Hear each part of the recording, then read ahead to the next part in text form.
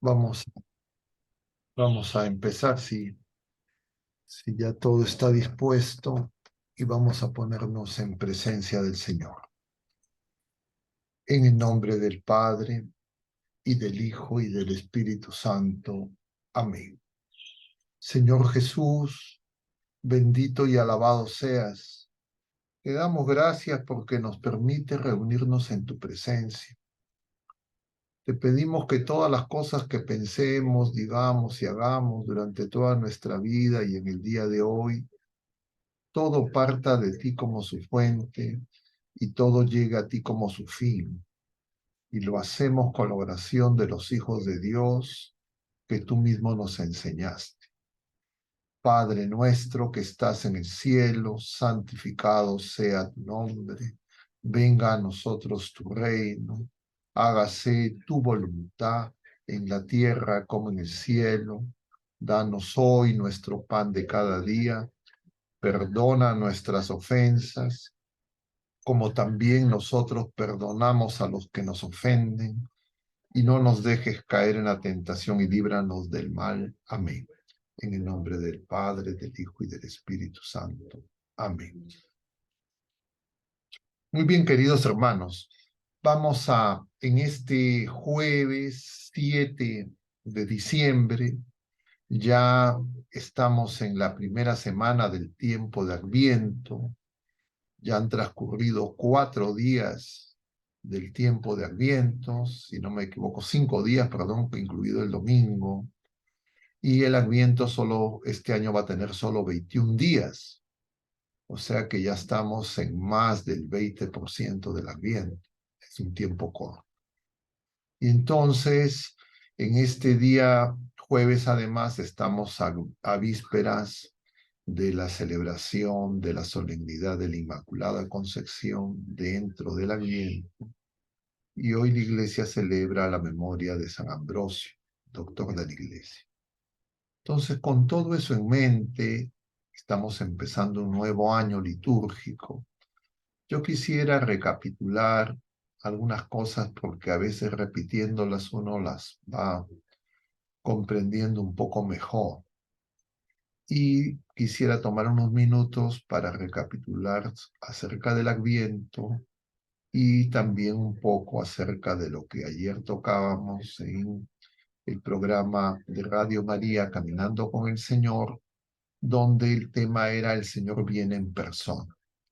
Y hoy el tema es, viene efectivamente el Señor en persona, pero vamos a hacer un énfasis en que nosotros estamos esperando al Señor glorioso, que viene, que vendrá y que ya vino.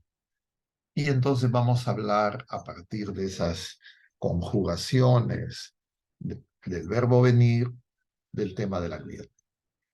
En estos últimos días, en varios lugares, ayer también lo comentábamos, hemos estado hablando del Adviento y decíamos que el Adviento es un tiempo litúrgico y la liturgia, sabemos, es la obra de Dios en Cristo y el Espíritu Santo, que en el designio providente del Padre se está realizando y desplegando una nueva creación. Y en esa nueva creación, nosotros, las criaturas humanas, tenemos que participar, estamos llamados a participar con el asentimiento de nuestra inteligencia, de nuestra voluntad, con nuestra fe, nuestra esperanza y nuestra caridad, esas tres virtudes teologales que podemos distinguir pero no podemos separar. Y entonces, esa obra de la nueva creación ya se ha, diríamos, realizado en Cristo, en su Pascua, en su primera venida. Lo que falta de esa nueva creación es que nosotros nos incorporemos a esa nueva creación. Y cuando decimos nosotros, nos referimos a la iglesia peregrina en este momento de la historia y la iglesia peregrina hasta que llegue la venida gloriosa, la segunda venida del Señor como juez. a juzgar a los vivos y a los muertos. Es decir, ya parte de la humanidad, de las criaturas humanas, ya están participando de esa nueva creación. Es la iglesia triunfante y están ya en camino, pero ya con la prenda segura, la iglesia purgante, pero también sabemos que el Señor y la iglesia nos dice que puede haber, y de hecho tal vez hay, no sabemos cuantitativamente, sabemos que pueden haber criaturas humanas que hayan rechazado esa nueva creación, ese designio providente de Dios. Alguna de esas cosas veíamos la semana pasada cuando hablábamos de la vida eterna, la vida bienaventurada. Y entonces ahora ya en el Adviento, esta palabra Adviento en español, lo he estado repitiendo varias veces, es la misma palabra que en latín se dice advenire o adventus, una palabra compuesta, y que en griego se dice parusía. Entonces nosotros podríamos decir el tiempo de Adviento, el tiempo de advenire o el tiempo de la parusía. Pero la mayor parte de las personas cuando he estado comentando sobre esto, me decían que eso les resulta, diríamos, nuevo, un poco extraño, porque muchas personas piensan que el Adviento es prepararnos para la Navidad. Y eso hasta cierto punto se produce porque, claro, empieza el año litúrgico con Adviento, luego viene el tiempo de Navidad y parecería lógico pensar que el Adviento nos prepara para la Navidad. Claro, están íntimamente relacionados todos los misterios de la vida de nuestro Señor Jesucristo y, por supuesto, lo que ocurre con la Iglesia y con la creación entera en esa nueva creación, todo está relacionado, pero no es exacto decir que el Adviento nos prepara para la Navidad. Yo para tratar de explicarlo decía, más bien la Navidad nos prepara para el Adviento. Es más, yo diría, les decía a las personas, no solo la Navidad nos prepara para el Adviento, sino que también la Cuaresma nos prepara para el Adviento, la Pascua también nos prepara para el Adviento. El tiempo ordinario también nos prepara para el Adviento. O dicho de otro modo, nuestro Señor Jesucristo y el Espíritu Santo enviados por el Padre nos preparan para el Adviento. Y entonces, en ese sentido, era el tema de ayer en Radio María, el Señor viene en persona, y nos referíamos a la persona del Hijo y el Espíritu Santo que obran en este tiempo pospascual en la iglesia de nuestro Señor Jesucristo a través de sus sacramentos, y que nosotros tenemos que reconocerlo. Tantas veces se menciona, lo cita el Papa, lo menciona el Papa Benedicto XVI en su primera encíclica, Dios es amor.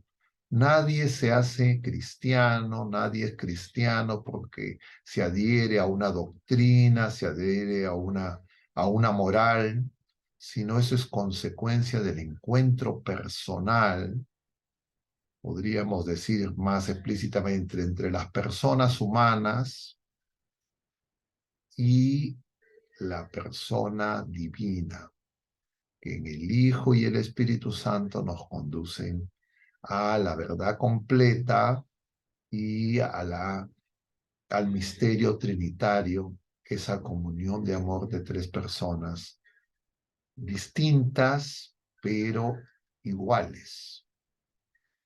Entonces, como vemos, el Adviento es más que un tiempo litúrgico, porque el tiempo litúrgico es breve, ya va a acabar, es corto, faltan 16 días, pero en realidad toda nuestra vida presente es un gran Adviento, porque todos nosotros estamos esperando la venida gloriosa del Señor, que va a venir como juez con toda su majestad cuando acabe nuestra vida presente o cuando venga en un día y hora, tanto nuestra vida presente que nosotros no sabemos, como en un día y hora que Él venga con toda su gloria y majestad sobre las nubes del cielo, como nos dice el libro de Daniel, el capítulo 7 y también el libro del Apocalipsis. Entonces, nosotros, toda nuestra vida presente es prepararnos para el encuentro con el Señor glorioso. Y en el año litúrgico hay algunos días donde la liturgia nos pone en presencia de ese misterio, de la venida del Señor glorioso y de la preparación que necesitamos tener, estar despiertos, estar vigilantes. Claro, nosotros no estamos despiertos y vigilantes ya para la Navidad, porque la Navidad, el nacimiento de nuestro Señor Jesucristo en Belén de Judá, ya ocurrió hace más de 2000 años. Quienes debieron estar despiertos y vigilantes para reconocer los signos que estaban anunciados al momento del nacimiento de nuestro Señor Jesucristo en la carne, fue el pueblo de la primera alianza. Pero como sabemos de los evangelios, ellos no se dieron cuenta. Y solo a través de lo que esos magos de Oriente y a través de lo que esos pastores probablemente comunicaron a algunas personas, hubo alguna noticia. Cuando llegan los magos nos dicen que se sobresaltó Jerusalén y también Herodes, pero más allá de eso ellos no se dieron cuenta. Lo recibieron por comunicación de extranjeros. Pero ya eso lo sabemos. Y esa primera venida del Señor de alguna manera también prefigura la segunda venida.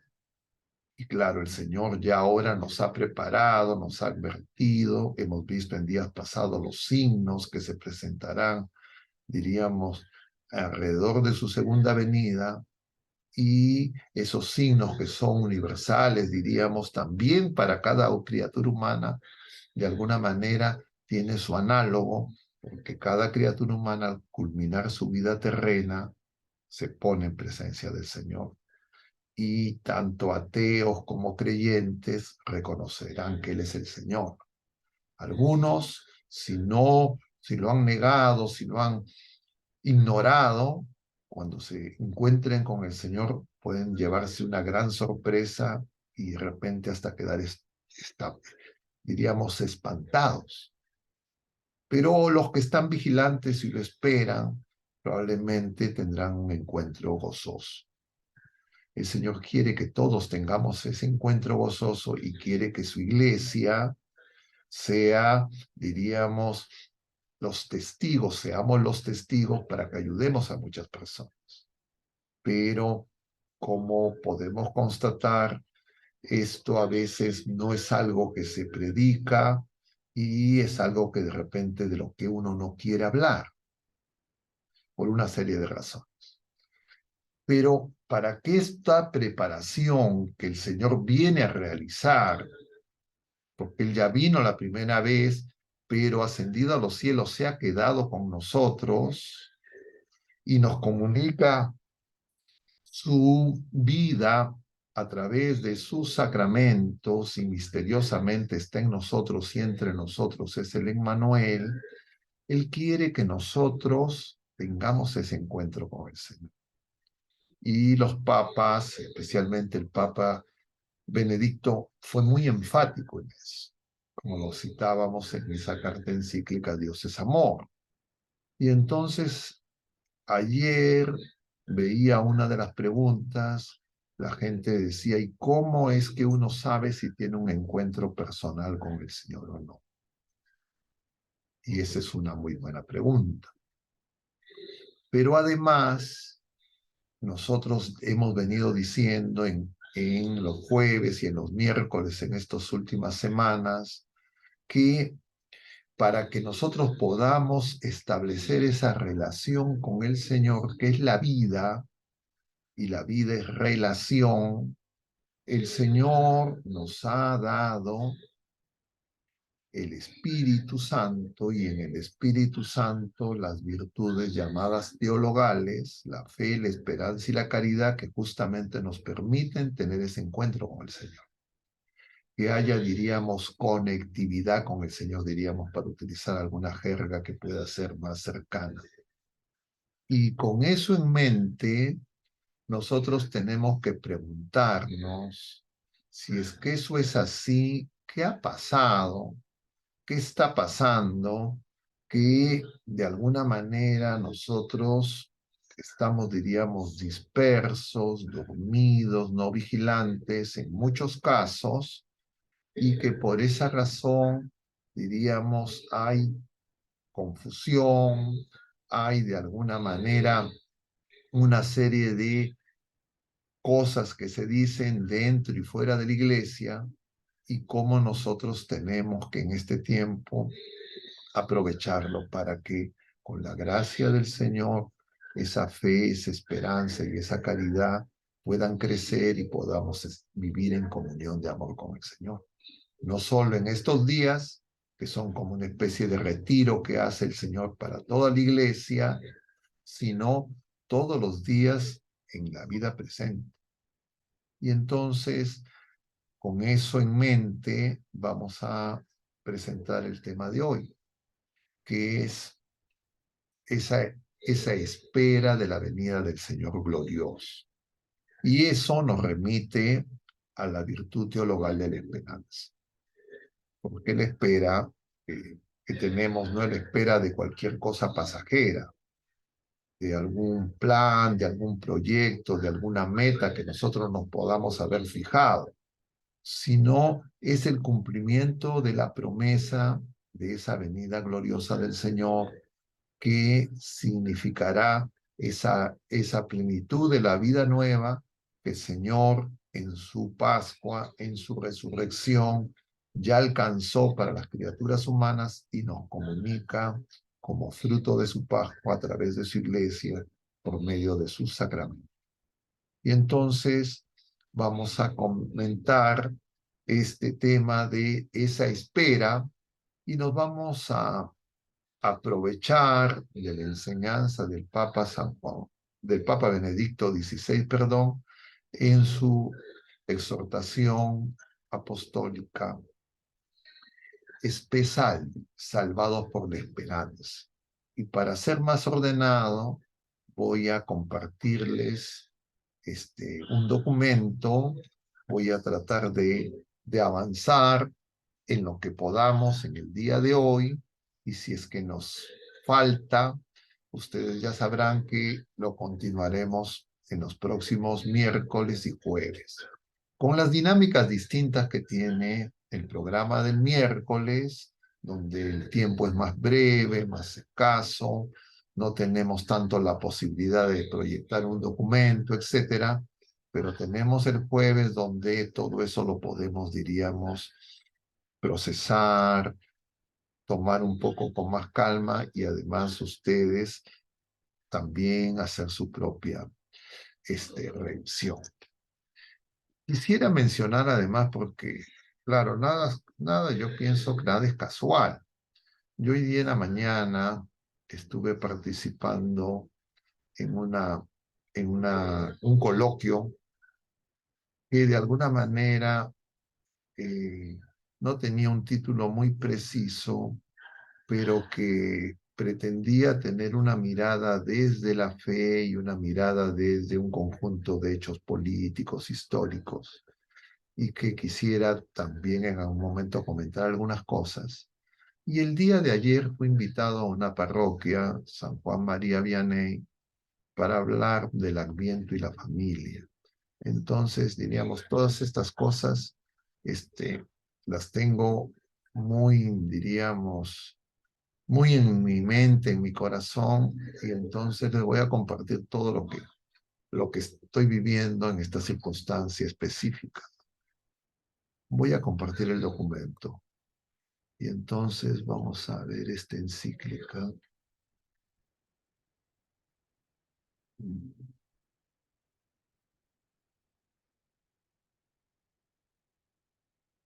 Entonces acá tenemos este documento y voy a guiarme por el documento porque me parece, lo he leído antes, lo vuelvo a leer, lo vuelvo a revisar y me parece una maravilla. Y me apena que sea tan poco conocido. Y por eso pienso que hacer que más personas conozcan esta carta encíclica es muy importante y nos ayuda además, pero también entiendo que siendo escrita con un estilo literario muy fluido, pero también entiendo que es denso y que no es de fácil comprensión para todas las personas, entonces vamos a hacer el esfuerzo de juntos tratar de comprenderlo un poco mejor. Entonces, esta exhortación que es salvados por la esperanza, Espesalvi, somos salvados por la esperanza, se refiere a una cita de la carta a los Romanos capítulo 8, versículo 24, donde San Pablo dice que nosotros somos salvados por la esperanza. Y entonces la fe cristiana en la salvación, en la redención, en la obra de la Pascua de Cristo, nos dice el Papa, no es simplemente un dato de hecho. Fue un acontecimiento, ocurrió históricamente, pero además se nos ofrece, dice el Papa, la salvación en el sentido de que se nos ha dado la esperanza, una esperanza fiable gracias a la cual podemos afrontar nuestro presente. Y como el tema tiene por título, esperamos la venida gloriosa y nosotros sabemos que tenemos muchas dificultades en la vida presente, lo que nos está diciendo el Papa es que conocer la esperanza nos hace sobrellevar más fácilmente lo fatigoso, las dificultades de la vida presente. Y entonces dice que cuando nosotros tenemos una meta y si es que estamos seguros que vamos a alcanzar esa meta y si esa meta es inmensa, es muy grande, entonces nosotros podemos tener un incentivo para el esfuerzo en el camino. Eso en términos humanos. Y entonces el Papa plantea dos interrogantes iniciales. ¿De qué tipo ha de ser esta esperanza? Dice.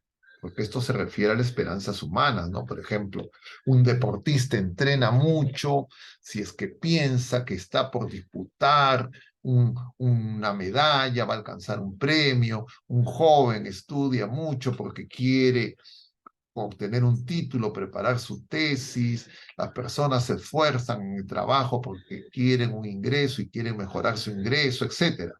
Diríamos, cuando uno tiene una meta, el esfuerzo tiene sentido. Pero la pregunta es, para diferenciarla de cualquier meta y cualquier esfuerzo, es de qué tipo de esperanza estamos hablando para justificar la afirmación de que a partir de esa esperanza y simplemente por esa esperanza ya somos redimidos, que es lo que se nos está diciendo en este pasaje de la carta a los Romanos del apóstol San Pablo. Y entonces, ¿de qué tipo de certeza, seguridad se trata? Y entonces el Papa une estas dos virtudes teologales. La fe, dice, es esperanza. Y entonces, antes de ocuparnos de estos temas, el Papa va a hacer una cita de pasaje de la Sagrada Escritura sobre la esperanza. Y entonces dice, la esperanza es una palabra que está muy ligada a la fe bíblica, hasta el punto que en muchos pasajes fe y esperanza casi se intercambian, parecen que son muy similares, incluso que podrían ser lo mismo. Y aquí conviene nuevamente insistir en que estas tres virtudes teologales se pueden distinguir, pero no se pueden separar. Y entonces ese es un problema, por ejemplo, lo comentábamos ayer en la parroquia San Juan María Vianney, de los discípulos de Lutero, que han hecho una separación y prácticamente una ruptura entre la fe y la caridad, por ejemplo. Entonces ellos dicen que se salvan sola fe. Y claro, una fe que parecería que es meramente intelectual.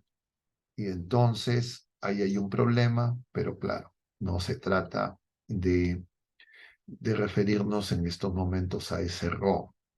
Entonces dice la carta a los hebreos, une estrechamente la plenitud de la fe, Hebreos 10:22, con la firme confesión de la esperanza, Hebreos 10:23, y les he puesto la cita a partir de Hebreos 10:19. Y dice Hebreos capítulo 10, versículo 19, teniendo pues, hermanos, plena seguridad para entrar en el santuario en virtud de la sangre de Jesús. Está hablando de los frutos de la Pascua de nuestro Señor Jesucristo.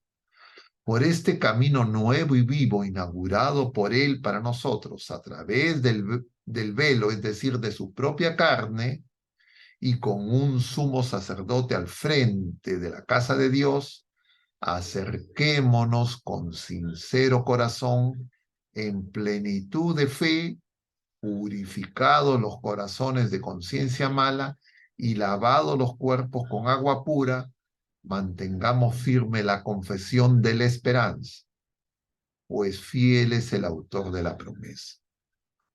También en la primera carta de Pedro, el apóstol exhorta a que nosotros demos razones de nuestra esperanza. Y en ese aspecto está uniendo esperanza y fe. El haber recibido como don una esperanza fiable fue determinante para la conciencia de los primeros cristianos. El Papa lo que nos va a señalar y nos va a proponer, lo voy a anticipar para que sea más fácil la lectura. El Papa lo que nos está proponiendo es que, diríamos, los problemas actuales que tenemos nosotros en este tiempo, los peregrinos, la iglesia peregrina, es que en realidad nuestra fe y nuestra esperanza se han dañado. Han sido, diríamos, adulteradas por una serie de, diríamos, teologías e ideologías que nos confunden. Y como este tiempo es para esperar la venida del Señor glorioso, recoger esta enseñanza del Papa, creo que nos puede ayudar para que cada uno se examine, a ver si es que esto que nos dice el Papa aplica personalmente a nosotros, a nuestras familias, a nuestras comunidades, a nuestras parroquias, a la iglesia en el tiempo presente. Voy a volver, simplemente esto para ver si todavía están ahí, porque por momentos cuando estoy compartiendo me da la impresión de que estoy hablando con la computadora y eso no es muy saludable. Y entonces, dice, el haber recibido como don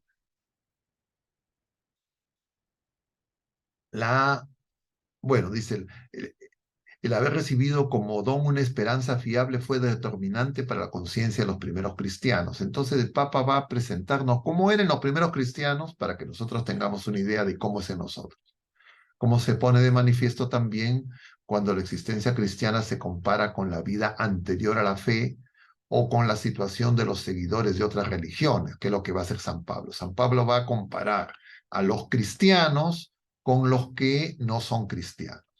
Y entonces Pablo va a decirle a los efesios que antes de su encuentro con Jesucristo no tenían en el mundo ni esperanza ni Dios. Claro, no tenían Dios porque el Dios verdadero es Jesucristo, que el Dios que nos revela en el Padre y en el Espíritu Santo, la comunión de amor de estas tres personas divinas, es el único Dios. Todo lo que ellos llamaban Dios no era Dios, y porque no tenían Dios tampoco tienen esperanza. Y entonces si nosotros en nuestra fe no reconocemos al Dios verdadero, tampoco vamos a tener esperanza. Entonces dice que Pablo sabía que ellos tenían otros dioses. Claro, sabían que había las religiones paganas, pero sus dioses se habían demostrado inciertos y sus mitos contradictorios, no surgía esperanza alguna. Y entonces estaban en la nada de la nada y que pronto recaeremos. Es decir, de ahí no había nada. En el mismo sentido, escribe a los tesalonicenses: no se aflijan como los hombres sin esperanza. Primera de Tesalonicenses 4:23. Y en este caso aparece también como elemento distintivo, dice el Papa, el hecho de que ellos tienen un futuro.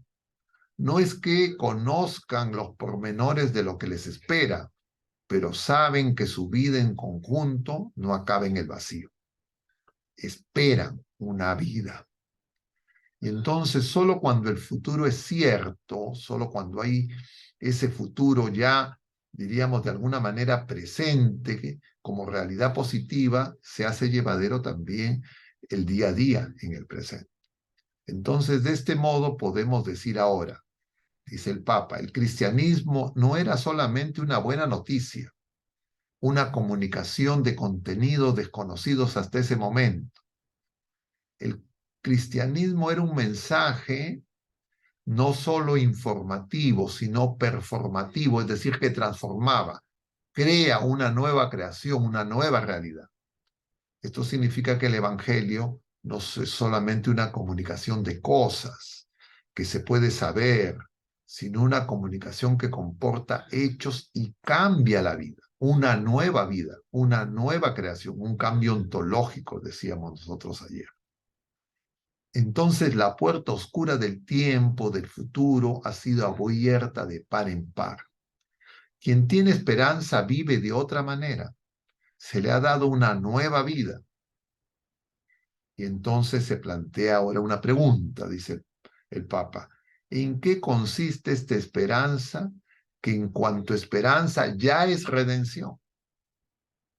Pues bien, dice, el núcleo de la respuesta se da en el pasaje citado de la carta a los Efesios. Antes del encuentro con Jesucristo, antes del encuentro personal con el Señor, los efesios estaban sin esperanza porque estaban en el mundo sin Dios. Cuando llegara a conocer a Dios, en otras palabras, el Dios verdadero es lo que significa recibir la esperanza. Es decir, la esperanza es Dios, la presencia de Dios, el encuentro, el abrazo con Dios. Para nosotros que vivimos desde siempre con el concepto cristiano, dice el Papa, de Dios, y nos hemos acostumbrado a Él, el tener esperanza que proviene del encuentro real con Dios resulta casi imperceptible. Entonces, ¿qué es ese encuentro? ¿Cuándo se ha producido? ¿Cómo será? No nos es fácil darnos cuenta, a pesar de que es sencillo en la revelación. Y entonces, el Papa va a poner como ejemplo a Josefina Bakhita, una santa africana canonizada por el Papa San Juan Pablo II, que nació hacia 1869, esclava africana, y que su vida, diríamos, todos sus antecedentes eran pues dolor, sufrimiento. Para ella no existía una vida más allá que la de la esclavitud. Y todo cambia para ella cuando es comprada por un mercader italiano y en medio de todas esas, diríamos, privaciones y de todos los osamos que había tenido hasta ese momento, Paquita llega a conocer a un dueño totalmente diferente que llamó Parón en el dialecto veneciano. ¿Quién era ese Parón? Al Dios vivo, a Jesucristo. Hasta aquel momento, dice el Papa, solo había conocido a criaturas humanas que se presentaban como sus dueños, que la despreciaban, que la maltrataban, o en el mejor de los casos la consideraban una esclava útil. Ahora, por el contrario, ella sabía que había un patrón por encima de todos los dueños, el Señor de todos los señores, y que este Señor era bueno, la verdad en persona, y que este Señor también la conocía, que la había creado, y que más aún la amaba. También ella era amada y precisamente por el parón, por el amo supremo, ante el cual todos los demás no son más que míseros siervos. Ella era conocida y amada y era esperada, incluso más. Este dueño había afrontado personalmente el destino de ser maltratado y ahora le esperaba a la derecha del Padre. En ese momento ella tuvo esperanza. No solo la pequeña esperanza de encontrar dueños menos crueles, sino la gran esperanza. Yo soy definitivamente amada. Suceda lo que sucede, ese amor no va a disminuir. Este gran amor me espera. Por eso mi vida es hermosa. Y a través de esa esperanza, ella fue redimida. Ya no se sentía esclava, sino hija libre de Dios. Entendió lo que Pablo quería decir en la carta a los Efesios que hemos mencionado al principio, que sin esa esperanza y sin Dios, el mundo no tiene esperanza verdadera, porque estaban sin Dios. Así, cuando la quisieron devolver a Sudán, ella se opuso.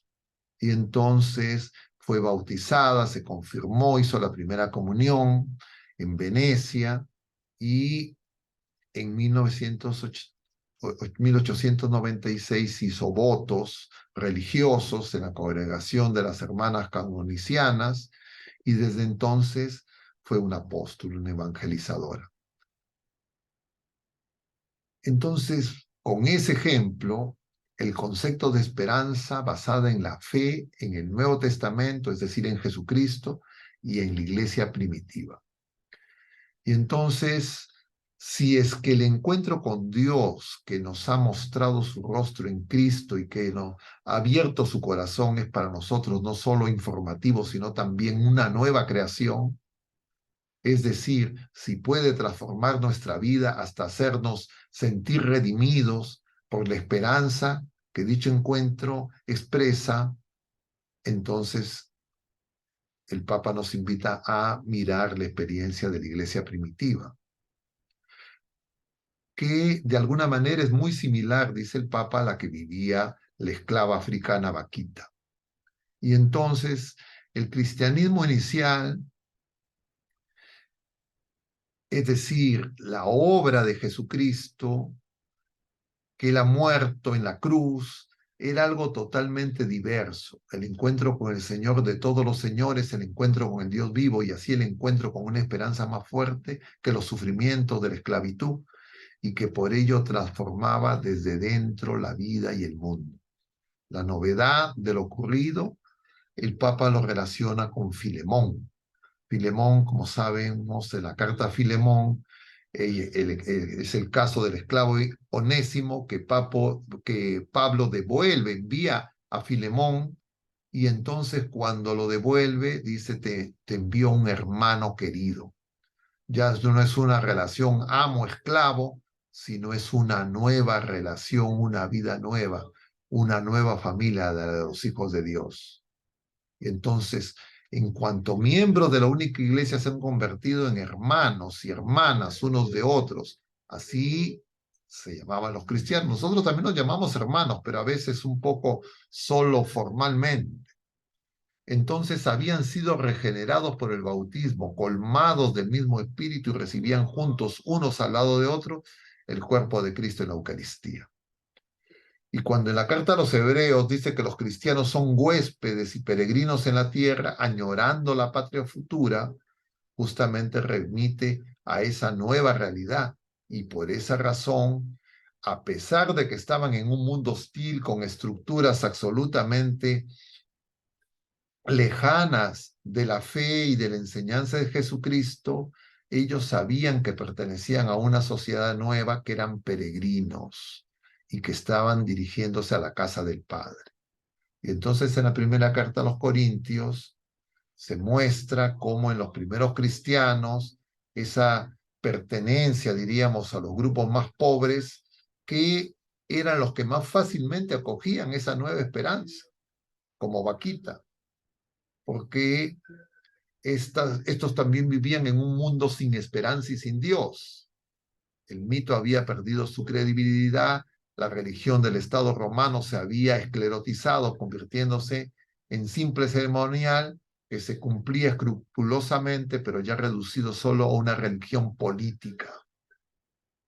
Y entonces Pablo explica de manera muy apropiada la problemática esencial de entonces sobre la religión cuando la vida, según Cristo, es contrapuesta a una vida bajo el señorío de los elementos del mundo. Es decir, solo dos maneras de vivir.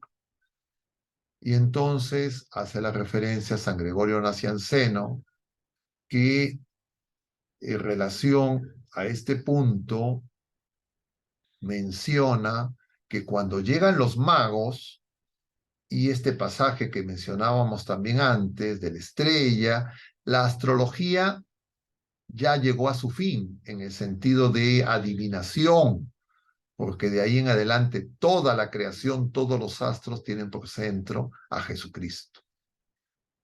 Y entonces no son los elementos del cosmos, las leyes de lo material. Nosotros podríamos agregar la economía, la ciencia, la tecnología, los gobiernos del mundo, la globalización, los poderes temporales, la política, sino es un Dios personal quien gobierna todo, lo natural, la naturaleza, el cosmos y absolutamente todo. Y es la razón que organiza el mundo y es el amor personal de Dios por nosotros.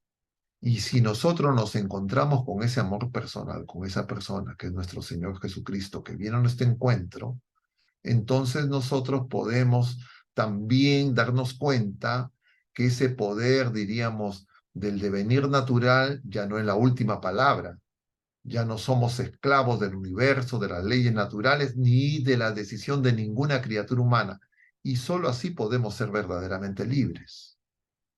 Y entonces la vida no es un simple producto de leyes, de la casualidad de la materia, no es simplemente producto de la acción humana, de la ciencia, de la tecnología, del progresismo, porque por encima de todo hay una voluntad personal, hay un espíritu que en Jesús se ha revelado como amor y es todopoderoso, y Él viene a nuestro encuentro, y nosotros a Él lo esperamos. Y entonces el Papa refiere cómo ya desde un principio en la iglesia primitiva, en los sarcófagos, se representaba a nuestro Señor Jesucristo como filósofo y como pastor, para entender y significar que solo en Jesucristo encontrábamos el sentido de la vida.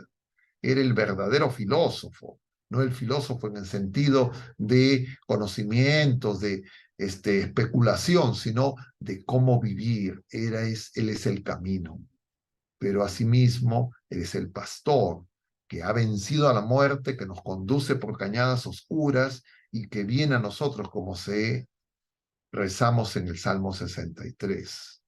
Y entonces, en Jesucristo, que revela realmente quién es el hombre y qué debe hacer cada criatura humana para ser verdaderamente hombre.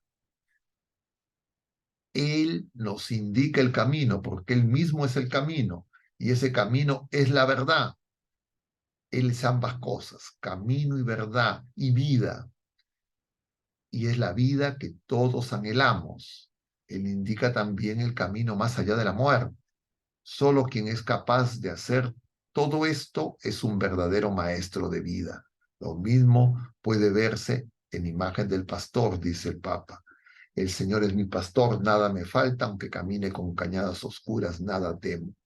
Saber que existe aquel que me acompaña incluso en la muerte y que con su vara y su callado me sosiega de modo que nada temo, era y es la nueva esperanza que la iglesia primitiva hizo que muchos abrazaran la fe. En el capítulo 11 de la carta, capítulo 11 de la carta a los Hebreos, versículo primero, hay una definición de la fe vinculada estrechamente a la esperanza. Y está la cita. la cita de este versículo primero del capítulo 11 es: la fe es hipóstasis. Esta palabra el Papa no la traduce inicialmente, viene del griego. Dice, este es en el original griego, se usa esta palabra. La fe es hipóstasis de lo que se espera y prueba de lo que no se ve. ¿Y qué significa hipóstasis? Hipóstasis es sustancia, es decir, es algo tangible, concreto, ya presente. No es un deseo simplemente, es una realidad sustancial. La fe es la sustancia de lo que se espera, es prueba de lo que no se ve. Vamos a avanzar esto. Y entonces, el concepto de sustancia es, diríamos, ya esa primicia, ese anticipo, es el Señor en nosotros y con nosotros que nos prepara para su venida gloriosa y que tiene que crecer de manera análoga como creció nuestra Madre Santísima. El Señor en nosotros no va a crecer, diríamos, de la misma manera, pero sí en la fe y en la esperanza, en ese encuentro que cada vez tiene que ser más profundo, más íntimo, si es que nosotros escuchamos al Señor y, como decía el pasaje de hoy de Mateo capítulo 7, hacemos lo que Él nos dice. Él, el Señor Jesucristo, Él todo es la vida verdadera. O sea, la vida es Jesucristo. La vida no es lo que dice la biología, la vida no es lo que dicen los médicos, la vida no tiene que ver con las vacunas, con las tecnologías, la vida es Jesucristo. Y precisamente porque la realidad misma ya está presente, esa vida ya está presente, esa presencia es el anticipo de lo que vendrá con absoluta certeza. Esta realidad que ha de venir no es visible aún en el mundo externo.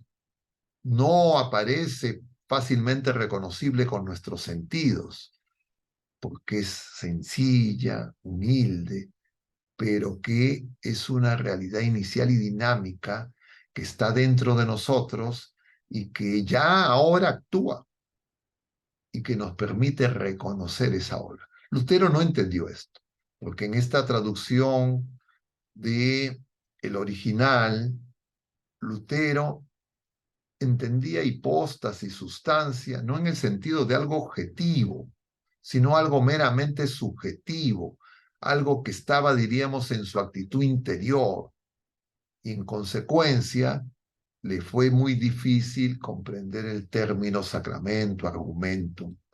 Y él veía que todo era disposición de un sujeto, algo subjetivo, que era una especie de determinación que en realidad es la que puede tener la criatura humana para otras situaciones temporales. Y por eso de ahí es muy fácil el salto a creer que la fe es como la política y poder confundir el cambio espiritual con un cambio meramente cultural, con un cambio meramente político, con un problema de meras criaturas humanas. Entonces la fe es estar firmes en lo que se espera, estar convencidos. Esta es una traducción que los obispos alemanes habían hecho y que era conforme a luteranismo, pero que no representa lo que dice el término original que nos dice el Papa. En griego se utiliza la palabra elenkos, que no es una dimensión subjetiva, no es una convicción, no es una certeza, estoy convencido, sino que es algo objetivo, ya es una prueba, ya es un viático, una presencia. Y por eso actualmente ya muchos, diríamos, de la exégesis protestante están asumiendo lo que enseña la Iglesia. La fe nos da algo, dice, pero ese algo en realidad es un alguien, es Jesucristo. Nos da ya ahora la realidad esperada, y esa realidad esperada es Cristo mismo. Está ya presente para nosotros, es el Emmanuel como prueba de lo que aún no vemos plenamente. Y esto atrae al futuro dentro del presente. El futuro ya ha entrado en nuestro día a día. Y por eso es que nosotros necesitamos en este tiempo de Adviento reconocer esta enseñanza para ver si es que nosotros hemos sido contaminados por las visiones mundanas. Dice el Papa además que cuando se examina el versículo 34 de la carta a los Hebreos en el capítulo 10, que además va a vincular la definición de una fe impregnada de esperanza y que al mismo tiempo prepara. Y el autor de la carta a los Hebreos habla a los creyentes que han padecido la experiencia de la persecución y les dice: compartisteis el sufrimiento de los encarcelados, aceptaron con alegría que les confiscaran sus bienes, los bienes pasajeros, hipercontón, sabiendo que tenían bienes mejores y permanentes, es decir, no tenían apegos, es decir, tenían la mirada en la meta y en consecuencia les quitaran los que les quitaran, si es que se mantenían firmes, ellos estaban seguros de la victoria. Y entonces esa primicia, esa sustancia, esa seguridad para la vida normal, para lo pasajero que le han quitado, que lo que les quitan también es sustancia, son objetos, son bienes pasajeros, que ellos están dispuestos a aceptar en la persecución, lo hacen porque ellos saben que tienen un bien mayor, una sustancia mejor, que es Cristo mismo, que viene en persona. Y cabe mencionar que hipóstasis también se traduce como persona, y por eso el encuentro personal, y esperamos al Señor glorioso. En consecuencia, la fe otorga a la vida una base nueva, un nuevo fundamento sobre el que el hombre puede apoyarse, de tal manera que precisamente el fundamento habitual, la confianza en los bienes temporales, en la renta material, queda relativizado. Esta nueva libertad, la conciencia de la nueva sustancia de Jesucristo en nosotros, que se nos ha dado, se ha puesto de manifiesto no solo en el martirio, sino también a lo largo de la historia en las personas que ante las distintas ideologías y opresiones de los distintos regímenes políticos se han mantenido firmes en la fe y han dado testimonio en distintos lugares del mundo en el martirio. Y en estos casos se ha comprobado que esa nueva sustancia es realmente sustancia de la esperanza de estas personas tocadas por Cristo, ha brotado esperanza para otros que vivían en la oscuridad y sin esperanza, y ante el testimonio de estas personas pudieron encontrarse con el Señor. Y entonces se ha demostrado para ellos en ese testimonio que realmente poseen una sustancia diferente y que es una sustancia que suscita vida para los demás. La sangre de los cristianos es semilla para nuevos cristianos. Entonces ya es la prueba, Él es realmente Jesucristo, el filósofo y el pastor que nos indica qué es y dónde está la vida, porque Él mismo es la vida. Pero además el Papa lo relaciona con otras dos especies de sustancias. Además de hipóstasis e hiperconta, que es estas sustancias, diríamos, temporales, los bienes pasajeros, y sobre los dos modos de vida expresados con ellos, tenemos, dice el Papa, que reflexionar brevemente sobre dos palabras relacionadas. Una es hipomoné, e hipostole. Hipomoné se traduce como la paciencia, la perseverancia, la constancia, que de alguna manera es la que tenía el pueblo de la primera alianza, que había recibido la Torá, la ley, y que los hacía sentirse orgullosos. Pero en Cristo se nos ha comunicado no solo esa paciencia, sino ya la sustancia, ya las realidades futuras, ya en la plenitud de los tiempos el Verbo se ha encarnado, ya habita entre nosotros y en su Pascua habita en nosotros. Y eso es lo que nosotros tenemos que vivir en ese Adviento, que es la vida presente, y que en este tiempo litúrgico nosotros tiene que renacer esa esperanza, la auténtica esperanza teologal. Y entonces adquirimos una nueva certeza. Hay otro término, hipostole, que se refiere al opuesto, es decir, al que no arriesga, al que está con el cálculo meramente humano y que esta es una situación peligrosa. Y entonces en la segunda carta a Timoteo, San Pablo dice, Dios no nos ha dado un espíritu cobarde, un hipostole, sino un espíritu de energía, amor y buen juicio. Ya veíamos la semana pasada que acerca del tema de la vida eterna, y la vida eterna pues es algo misterioso. Y la fe cristiana también para nosotros ahora es una esperanza que transforma y sostiene la vida presente donde ya tenemos las primicias de la vida eterna. Y la pregunta que nos tendríamos que hacer, si para nosotros también es así, así es nuestra esperanza, y si también para nosotros las palabras del Señor que escuchamos nos transforman, nos renuevan, o simplemente tenemos diríamos, un conocimiento muy superficial, pero casi diríamos meramente informativo, que no transforma nuestra vida. Y entonces tenemos un conjunto de prácticas, en otras palabras, no vivimos el bautismo. Y el Papa, voy a mencionar brevemente, nos recuerda lo que ocurre en el bautismo. Cuando las familias traen un niño a bautizar y les pregunta el celebrante qué le piden a la iglesia, y se responde la fe. ¿Y qué te da la fe? Y se responde también hasta ahora la vida eterna. Y entonces en ese diálogo, supuestamente los padres buscaban para el niño la entrada en la fe, la comunión con los creyentes, porque en la fe veían la llave para la vida eterna. Pero ahora muchas personas que piden el bautismo no tienen idea de la vida eterna. En efecto, ayer como hoy en el bautismo, cuando uno se convierte en cristiano, se trata de esto.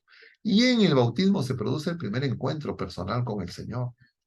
No es solamente un acto de socialización, no solo es incorporarse dentro de la comunidad, sino ni una fiesta, ni una celebración, sino es un nuevo nacimiento, una vida nueva. Entonces, los padres que llevan a los niños a bautizar, lo que deberían de esperar es justamente esa nueva vida. Pero la mayoría de ellos, por lo menos yo cuando celebro el bautismo, me doy cuenta que no lo comprenden. Entonces, la fe es la sustancia de la esperanza. Y entonces surge otra cuestión. ¿De verdad queremos vivir eternamente? Y el Papa hace una digresión sobre la vida eterna. No me voy a detener tanto, simplemente hacer esta referencia, porque hoy día estamos celebrando a San Ambrosio, que es citado por el Papa en el sermón fúnebre de su hermano. Y entonces lo que dice San Ambrosio es que la muerte es el remedio desde un inicio. El pecado, por el pecado entra la muerte, pero la muerte no como un castigo, sino como la muerte como un remedio, porque si nosotros pecáramos y viviéramos eternamente sin redención, estaríamos en el infierno. Y entonces la redención justamente permite que el Señor, bajando al Sheol, a los infiernos, haya podido liberar a todos los que murieron a partir de Adán y Eva hasta el momento de su paz. Entonces la vida del hombre condenada por culpa del pecado a un duro trabajo y a un sufrimiento intolerable, comenzó a ser digna de lástima. La inmortalidad, claro, no era deseada, era vista más como una carga. ¿Quién va a querer vivir eternamente una vida que no tiene, pues, esperanza?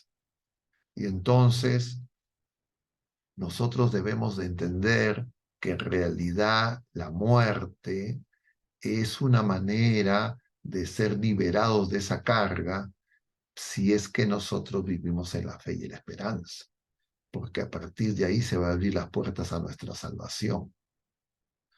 Y el Papa nos dice, citando también a San Agustín, que en realidad nosotros no sabemos exactamente lo que queremos. No tenemos perfectamente claro qué es la eternidad, no tenemos claro qué es el cielo. Ni siquiera exactamente sabemos qué es la vida nueva, pero sin embargo la deseamos. y en el fondo lo que deseamos es una vida feliz, dice San Agustín, la felicidad eterna, pero no sabemos pedir como nos conviene, dice San Pablo en la carta a los Romanos 8:26. Y por eso es que nosotros vivimos en una docta ignorancia, dice San Agustín en la carta a Proba. De algún modo, deseamos la vida misma, la verdadera, la que no se ve afectada ni siquiera por la muerte, pero al mismo tiempo no conocemos eso hacia lo que nos dirigimos, hacia lo que nos sentimos impulsados. Esta realidad desconocida es la verdadera esperanza, que nos empuja al mismo tiempo. Su desconocimiento es la causa de todas las desesperaciones, así como también de todos los impulsos positivos o destructivos hacia el mundo auténtico y el auténtico hombre. Pero en Jesucristo, todas esas tinieblas, en ese amor infinito, diríamos, han sido reveladas. Como dice el Señor en el Evangelio según San Juan, capítulo 16, versículo 22, volveré a verlos y se alegrará vuestro corazón y nadie les quitará esa alegría justamente de la victoria, de la vida plena. Y yo pienso que aquí podemos tener un corte en este numeral 12 para poder atender preguntas y comentarios de ustedes, porque si no se va a hacer demasiado denso y un monólogo muy extenso. Y de repente el único que lo va a aprovechar en algo voy a ser yo, que estoy revisándolo por segunda vez o tercera vez. Y entonces yo no sé si ustedes, queridos hermanos, quisieran hacer preguntas y comentarios, pero si tuviéramos que resumir lo que hemos venido revisando de este valioso documento del Papa Benedicto, es que cuando nosotros decimos que esperamos la venida gloriosa, estamos hablando del don sobrenatural de la virtud de la esperanza, por el cual nosotros tomamos conciencia de que el Señor no solo está entre nosotros, sino está en nosotros, y que esa fe y esa esperanza es las que nos hacen capaces de sobrellevar las dificultades en la vida presente y a su vez amar como el Señor nos ama. Pero en el tiempo presente nosotros muchas veces tenemos una fe vana. Muchas veces nosotros, las familias y las personas creen que lo más importante es lo pasajero, es lo temporal.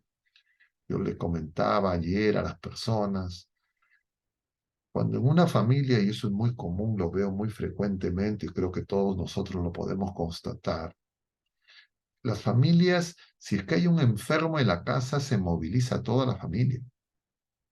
Pero si es que alguien en la familia está en pecado, si es que alguien en la familia no hace oración, si es que alguien en la familia ha debilitado su fe o la ha deformado, incluso declara que es ateo o agnóstico, para la familia en la mayoría de los casos, para todos los miembros, tal vez para alguno sea excepción, no hay ningún problema.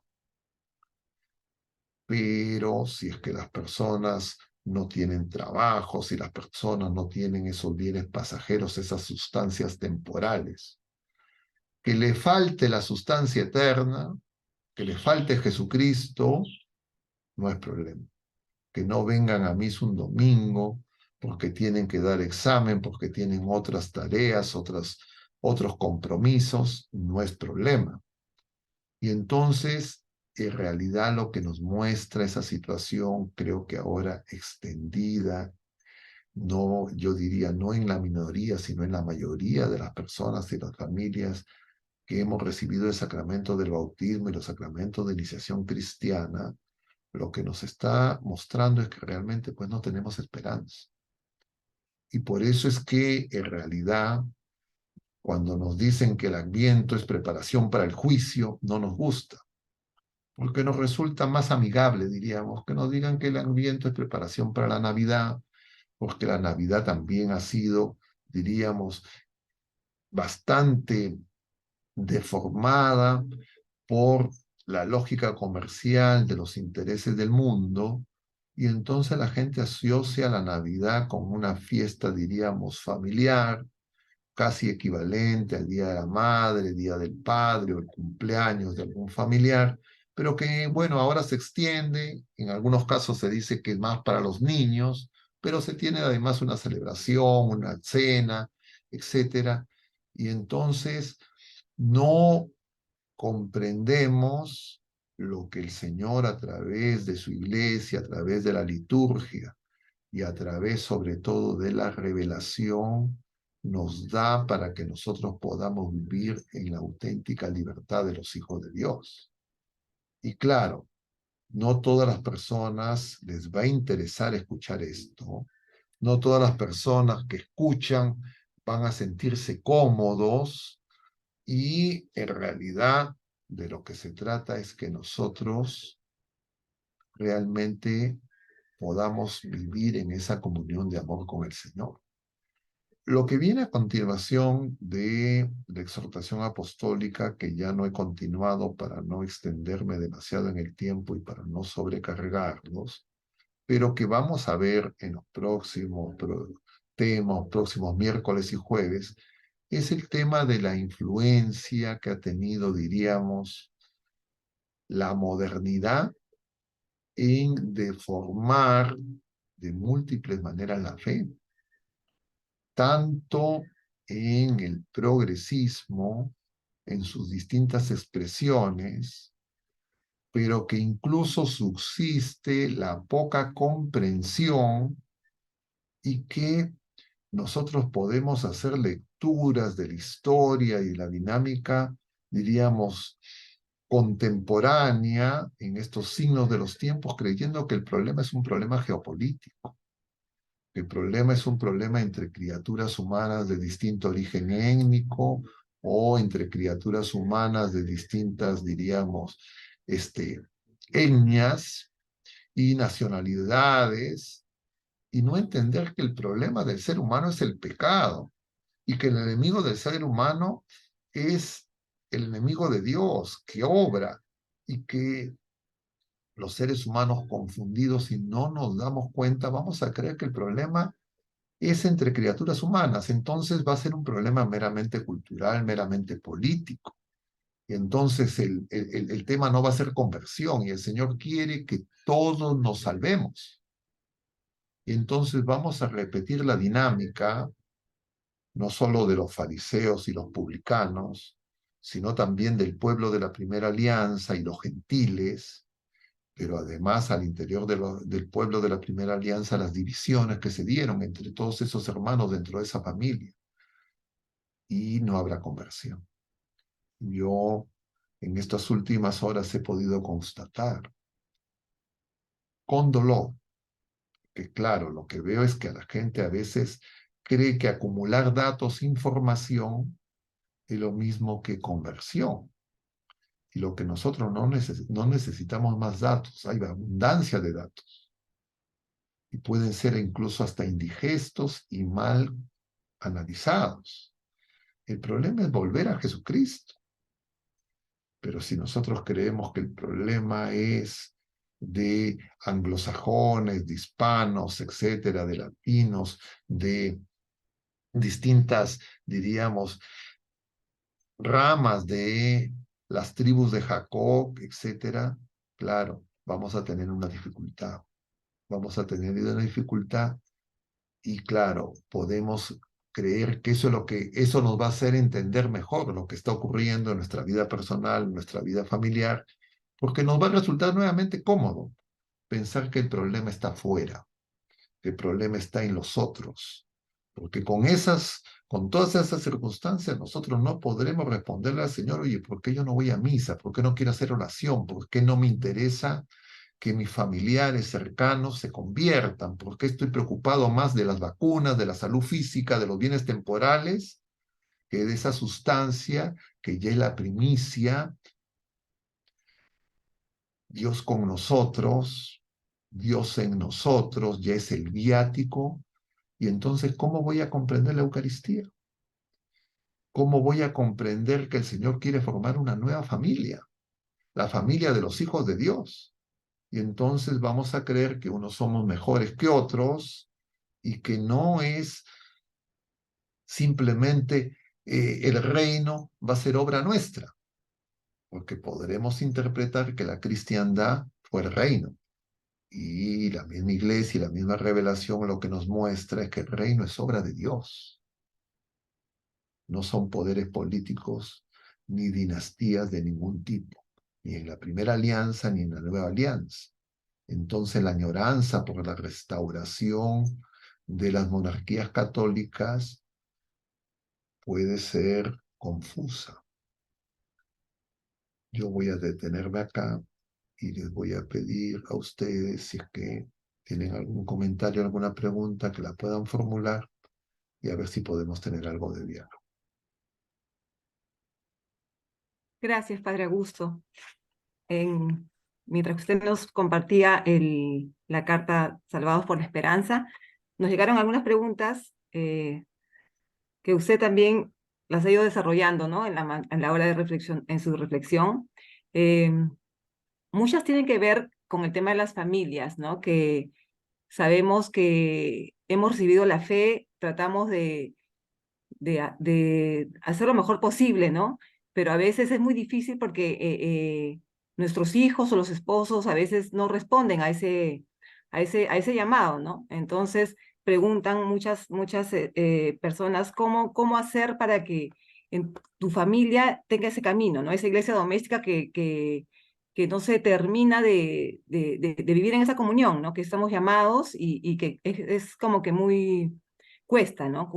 Cuesta mucho. Entonces, eso es una A de las ver, preguntas también que nos es, hacen. es una pregunta, claro, muy acuciante, siempre vuelve expresada de distintas maneras, ¿no? Y yo lo que podría decir es que no es algo que nosotros podemos hacer, es algo que el Señor viene a realizar, es la obra del Señor, es justamente su liturgia, es decir, es su Pascua, es la gracia que el Señor nos comunica, lo que puede a nosotros darnos nueva vida.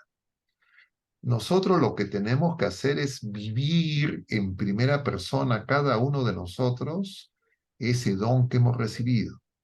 Y si nosotros le respondemos al Señor, haciendo una sincera y auténtica lucha espiritual para escuchar al Señor y hacer lo que Él nos dice en medio de nuestras fragilidades, nosotros también nos haremos sustancia para los demás.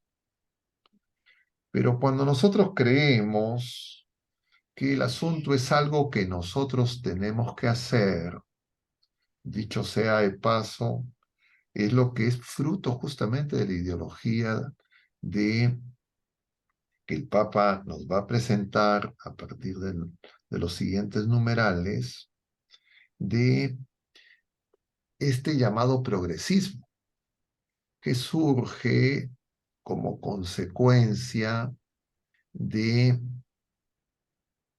un personaje muy importante que a veces no se menciona y que el Papa nos lo recuerda y que tiene que ver justamente con ese llamado progresismo. Y entonces, lo que ocurrió luego de Lutero es que justamente a partir del desarrollo, diríamos, científico y tecnológico, lo que se produjo a través de la propuesta de un personaje llamado Francis Bacon, que lo que encontró es una nueva relación, diríamos, entre la teoría y la práctica, a partir del método científico y el desarrollo de la ciencia positiva. Y de ahí en adelante también en la fe y también en la vida espiritual nosotros creemos que las cosas dependen de un neopelagianismo de cosas que nosotros tenemos que hacer. Esa es, diríamos, la expresión en la fe de de ese progresismo de Francis Bacon. Entonces, por eso es que, ¿qué voy a hacer? Dice uno. No, el que va a hacer es el Señor. Yo lo que tengo que pedirle al Señor que obre en mí, abrir mi corazón sinceramente y desear que el Señor, que ya vino a mí si es que soy bautizado, obre y termine esa obra buena. Y yo en la escucha asidua, por excelencia, en la Santa Misa, recibiendo los sacramentos de la Eucaristía, de la confesión frecuente y en la oración, el Señor poco a poco me irá transformando, porque en esa escucha yo me voy a poder examinar y entonces yo ya no esperaré que yo me voy a convertir en el monarca de mi familia, donde yo voy a establecer el gobierno familiar y entonces yo voy a hacer el gobierno que va a hacer que mis súbditos, estoy haciendo la analogía con la esfera más, diríamos, de la vida política, pero en la práctica nosotros queremos hacer lo mismo, una especie de cristiandad familiar, pero que no es posible y no funcionó en la experiencia de la iglesia, porque las criaturas humanas, cada uno tiene que elegir libremente al Señor. Yo no puedo elegir por otro. Lo que yo puedo dar es igual que esos mártires que menciona el Papa Benedicto y de manera análoga a Vaquita, yo vivirlo en mi experiencia y eso va a servir de testimonio para que otras personas, especialmente los más cercanos, también deseen acercarse al Señor. Pero lo que ocurre es que en la mayoría de los casos los novios, cuando deciden llevar adelante una vida en común, incluso los de fe, yo les decía ayer eso también en la parroquia de San Juan María Vianney, ellos creen que la felicidad va a ser algo que ellos consiguen, que el esposo va a ser feliz a la esposa va a ser feliz al esposo y luego ambos a los hijos y los hijos van a colaborar. Y la realidad no es esa. No es lo que está en la revelación ni lo que nos enseña el Señor. La fuente de la felicidad, de todo bien, es el Señor. Y justamente es para que nosotros, empezando por los novios y los esposos, vivan en esa alianza nueva que ya es la dimensión comunitaria del amor de Dios. Y entonces, ¿qué ocurre cuando los esposos no tienen una fe viva? Van a preferir los bienes pasajeros, las sustancias temporales. Y entonces van a creer que en el consumo de los bienes y servicios temporales van a encontrar esa felicidad. No van a buscar primero el reino de Dios, sino van a buscar primero la añadidura y van a creer que el Señor les dé todo lo necesario para que ellos se aseguren esa añadidura. Y por eso es que no van a tener tiempo para Dios. Ese es un engaño. Nosotros tenemos que darnos cuenta, tiene que haber conversión familiar, los esposos tienen que conversar entre ellos y tienen que decirse, oye, bueno, cuando éramos novios pensábamos así, ahora tenemos X años de casado, esto que seguimos actuando así no es lo que realmente el Señor nos dice. ¿Qué tenemos que corregir? ¿Qué cosa tendríamos que hacer diferente? Y entonces esos esposos ya en ese, diríamos, en ese nuevo levantarse, en ese despertar, podrán dar un testimonio que haga que sus hijos puedan también vivir ese encuentro personal. Ahora, claro, no es lo mismo si los hijos son niños y los esposos en la primera etapa de la vida familiar escandalizaron a sus hijos, que si es que los hijos son jóvenes. O sea, diríamos, cada historia tiene una especificidad, pero el Señor es el mismo y Él tiene el poder y es misericordioso y quiere que todos nosotros vayamos a Él. Entonces, se necesita una conversión personal, una conversión matrimonial, diría, y una conversión familiar. Pero empieza por la conversión personal de alguno de los miembros. A veces, bendito sea Dios, son los dos esposos simultáneamente, llegan a esa revelación. Pero si es que alguno de ellos está rezagado del otro, más que sentirse superior y querer imponer, entre comillas, un régimen de creerse que es el que actúa en el nombre de Cristo y establecer un sistema para que Él sea el que mande o mande a los demás, claro, eso también ocurre muy frecuentemente.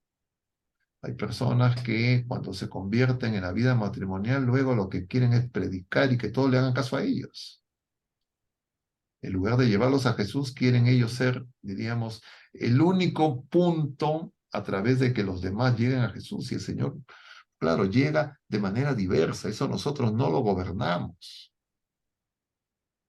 O hay personas que empiezan su conversión y se desentienden, a veces especialmente algunas señoras de sus esposos. Muchos me dicen, no, si yo me vengo a la parroquia, al grupo parroquial, porque me relajo, es una especie de psicoterapia. Y entonces no tienen un compromiso por la salvación de los otros miembros de su familia, porque creen equivocadamente que se pueden salvar individualmente. Y claro, si yo creo que me puedo salvar individualmente, si a mí no me interesa la salvación y que se encuentren con el Señor las otras personas que el Señor ha puesto en mi camino, lo más probable es que no me salve.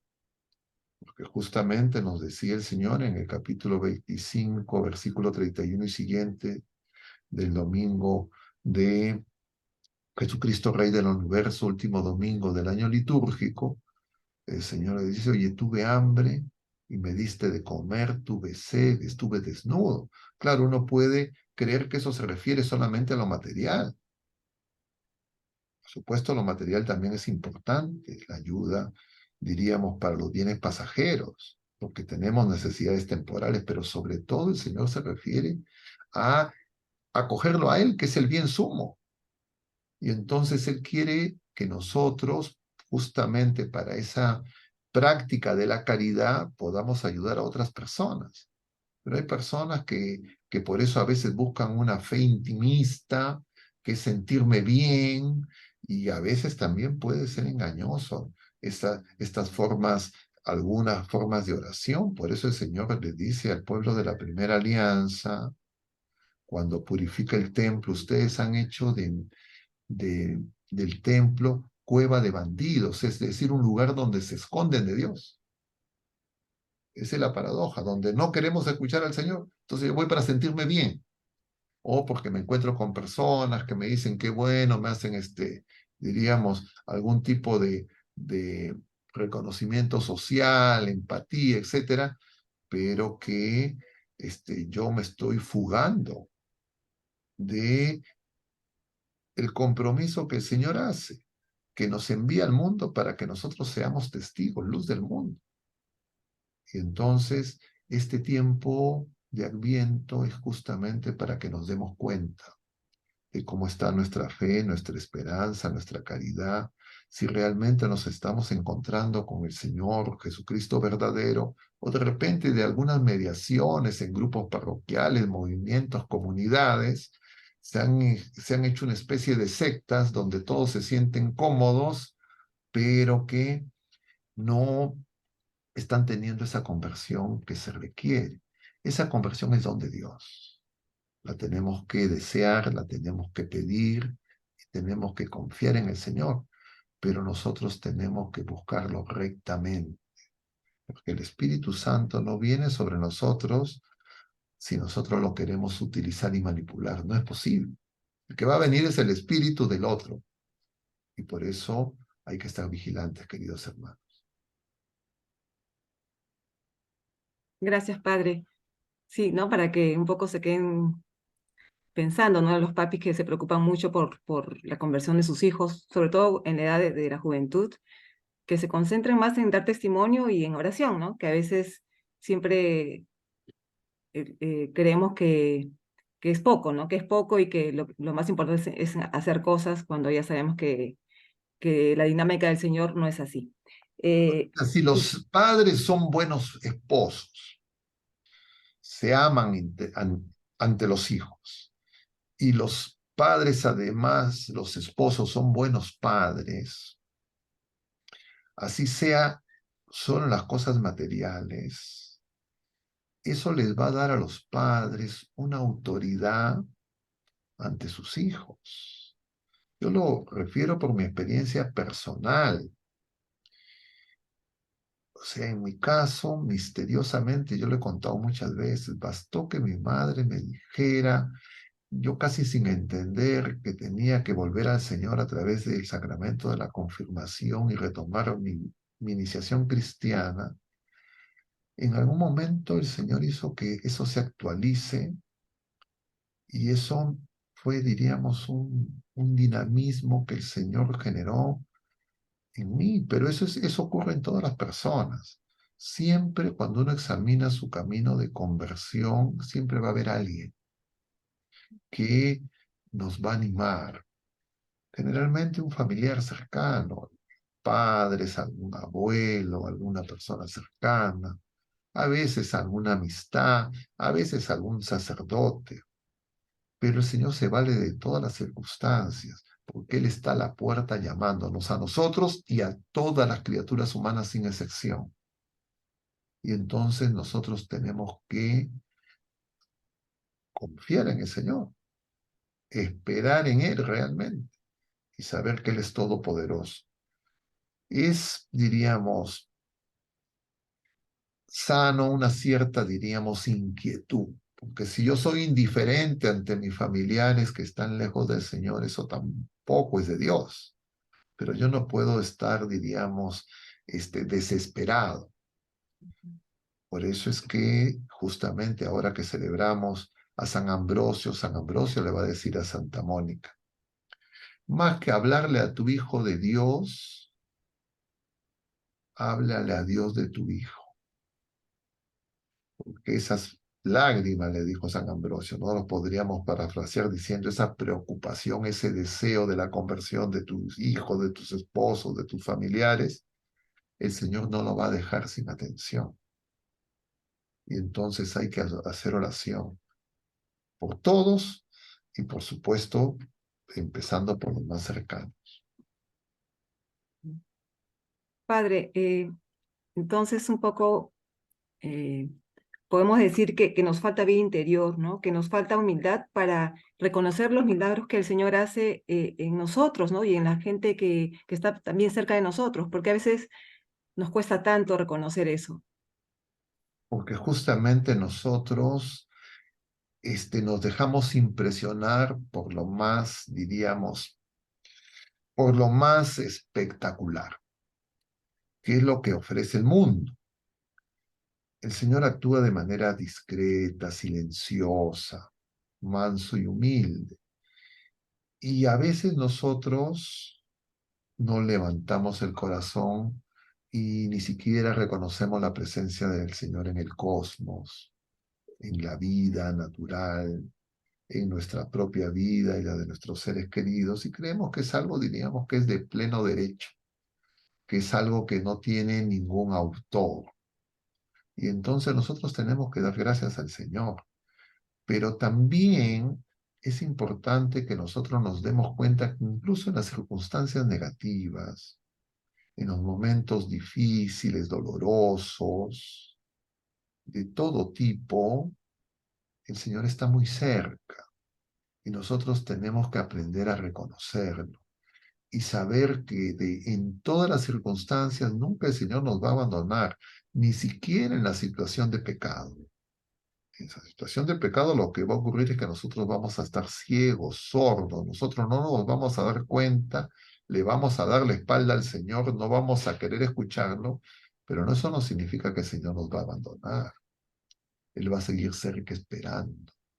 Nosotros tenemos que aprender a reconocer al Señor en nosotros, entre nosotros y en las circunstancias del día a día. Y para eso, claro, tenemos que pedir más fe.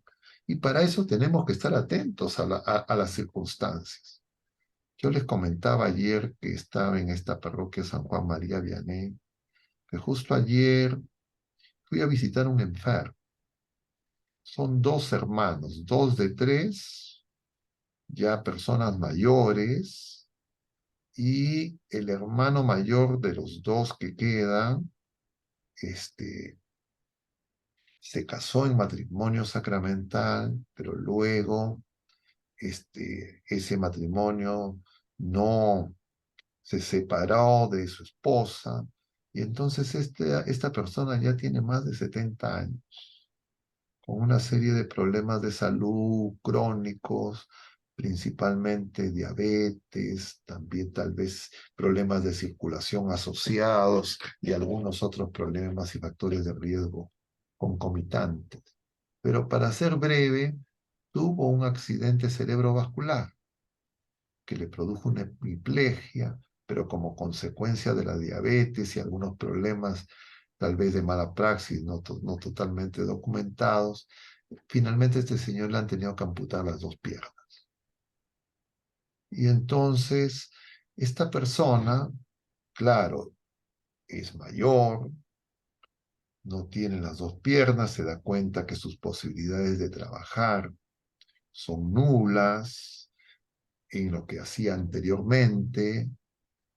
Su hermano no es una persona, diríamos, solvente, lo acompaña, pero no está en posibilidades de hacerse cargo totalmente. Y entonces me avisan para que le reciba los sacramentos y porque esta persona estaba, diríamos, deprimida. Entonces yo lo que le decía a esta persona y al hermano ahí presente, en realidad si es que él ve las cosas desde el mundo, claro, es la época más terrible de su vida, porque ahora está enfermo, frustrado, no se puede movilizar por sí mismo, está dependiente en muchas cosas, pero yo le decía, ahora tú tienes más conciencia de que necesitas del Señor. Y ahora puede ser tu época más feliz, más plena, porque puedes estar en mayor comunión de amor con el Señor. Claro, y esto necesita pues que Él reconozca que el encuentro con el Señor ya es redención, en esa esperanza. Pero claro, nosotros hemos sido deformados desde niños por el sistema educativo formal e informal y a veces también en nuestras propias familias y creemos que lo más importante es lo que tenemos que hacer, el tener dinero, producir, consumir y entretenernos.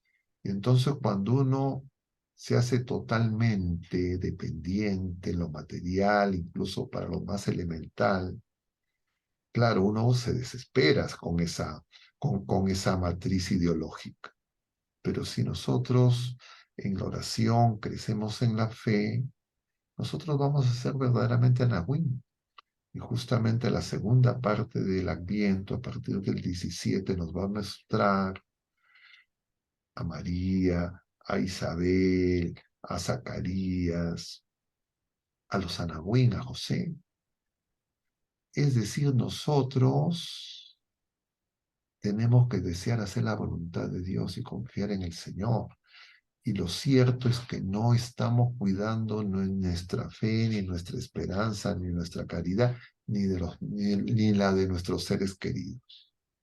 Y entonces en estos hermanos, el hermano, diríamos, más joven, que tiene algo de salud, pero más joven, mayor de 70, no estoy hablando de personas ya grandes, entonces para él su preocupación era conseguir un lugar de asilo. Y su preocupación era que el hermano acepte ir a un asilo, porque con esa depresión y con esa situación lo más probable es que no quiera ir. Y para el paciente, el mayor, más enfermo, claro, ve todo oscuro, ¿no? Sin embargo, yo le di la unción, la absolución y le dije que iba a recibir la Eucaristía. Y se alegró muchísimo de recibir la Eucaristía. Una persona que hace tiempo no tiene vida de fe. Y entonces yo por eso veía, oye, esta persona en medio de esa cosa, yo no veo igual alegría por recibir la Eucaristía en los sanos.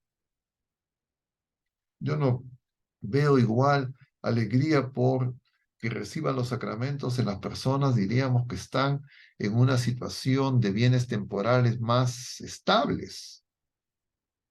Y a veces esas situaciones que no manda el Señor se abren, diríamos, como el Kairos, para que las personas no solo deseen, sino puedan acoger al Señor que está a la puerta y llamando. Pero no nos damos cuenta solos. Creo que necesitamos nosotros darnos cuenta y ayudar a que otras personas se den cuenta. Y eso tiene que ocurrir principalmente en la familia. Y entonces nosotros en Cristo no podemos pensar que algo de este mundo nos va a derrotar. Porque lo más terrible que podría pasar es que nos maten. Pero si estamos en Cristo, eso no va a ser la muerte, eso va a ser el inicio de la vida plena. Claro, para eso necesitamos una esperanza como la que nos menciona el Papa Benedicto y una fe que probablemente no tenemos. Entonces, en el examen llegamos a esa conclusión, no tenemos miedo de esas situaciones. ¿Qué tenemos que hacer? Ir al Señor y pedirle que nos aumente la fe, la esperanza, que queremos vivir este Adviento en un encuentro personal con Él que se ha quedado con nosotros, porque un día queremos encontrarnos con Él glorioso y escuchar esas palabras que el Señor decía a esos que lo habían atendido ahora mientras que iban de camino, ¿no? Ven a mí bendito de mi Padre, como veíamos el miércoles de la semana pasada.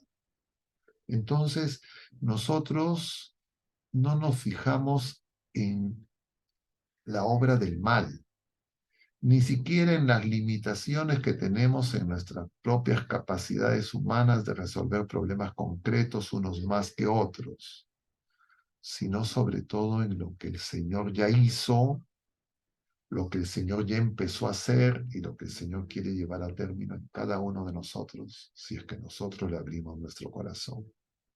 Y si es que así lo hacemos, nosotros también podremos ayudar a que otras personas hagan lo mismo.